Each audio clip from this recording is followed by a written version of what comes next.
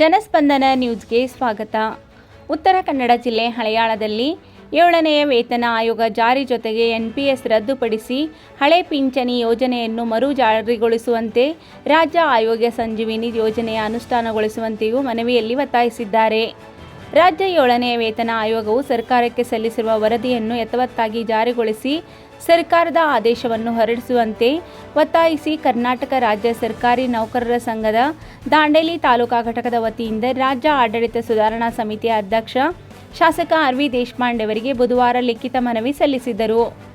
ಈ ಸಂದರ್ಭದಲ್ಲಿ ನೌಕರರ ಸಂಘದ ಸಂಘಟನೆ ಅಧ್ಯಕ್ಷ ಸುರೇಶ್ ನಾಯಕ್, ಕಾರ್ಯದರ್ಶಿ ಪ್ರವೀಣ್ ನಾಯಕ್, ಉಪಾಧ್ಯಕ್ಷ MS ಮಾಳೋದೆ, ಪ್ರಮುಖರಾದ ವಿಜಯಲಕ್ಷ್ಮಿ, ಮುರುಗೇಶ್, ಮಮತಾ ಕಾಮತ್, ಲಲಿತಾ ಗೌಡ, ಸುಭಾಸ್ ನಾಯಕ್ ಹಾಗೂ ಶಿಕ್ಷಕರು ಮತ್ತು ವಿವಿಧ ಇಲಾಖೆಗಳ ಸಿಬ್ಬಂದಿಗಳಿದ್ದರು.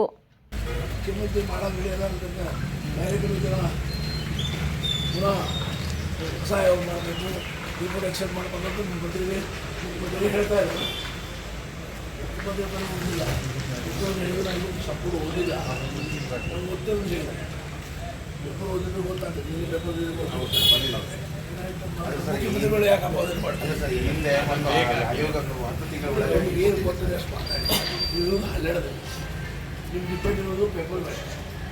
ಪೇಪರ್ ಬಗ್ಗೆ ಅಷ್ಟೇ ಹೇಳಿ ಒಳಗೆ ಮುಖ್ಯಮಂತ್ರಿ ಮನಸ್ಸು ಏನಾದೆ ಅಂತ ನೀವು ಯಾಕೆ ಅನಿಸ್ಕೊಳ್ತೀರಿ? ಹೌದಲ್ಲ? ಆಗ ಅವರು ಸ್ಟೇಟ್ಮೆಂಟ್ ಮಾಡಿದಾರ, ಚಿಕಿತ್ಸೆ ಸ್ಟೇಟ್ ಮಾಡಿದ್ದಾರೆ, ರಿಜೆಕ್ಟ್ ಮಾಡ್ತಾರೆ, ಎಕ್ಸೆಪ್ಟ್ ಮಾಡ್ತಾರೆ. ಅಧಿವೇಶನ ಶುರು ಆಗೋದು 10ನೇ ತಾರೀಕಿಗೆ. ಏನು ಅಧಿವೇಶನ 10ನೇ ತಾರೀಕು ಶುರು ಆಗ್ತದೆ.